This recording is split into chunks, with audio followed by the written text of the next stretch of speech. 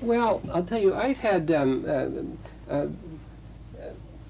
look at the question of jobs in offices, in research institutes, and others.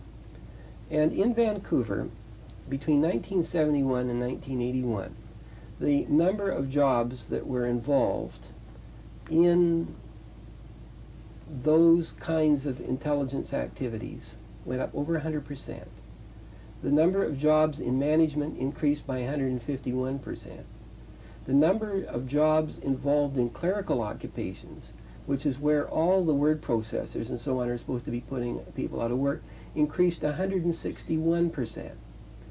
So what I see going on is, rather than the replacement of people by the technology that's coming, is that the technology is permitting so much more to be done that in fact you are employing more people because you are having more output.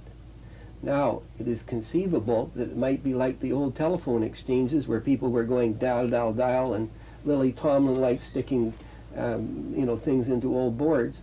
I have read in a recent Scientific American, if we had continued with the 1940s technologies in telephone, that everyone in the United States would have to be a telephone operator today to be able to deal with the number of calls that are taking place. So, sure, there are more people engaged in the telecommunications industry than there were in 1947. Many more. Not the whole population, but that would have been absurd. So I, for one, am not part of the Luddites. I do not believe that technology is going to create our downfall. I do recognize that there's going to be relocations. There's going to be need for retraining. And all those things are uncomfortable. It was an expectation of people in the 1940s and even in the 1950s that they would train for a job and they would spend their whole life in that. That's no longer happening. Even myself, I've been through now maybe 5 different activities, and I have to retrain and learn as I go through those, and so everybody else.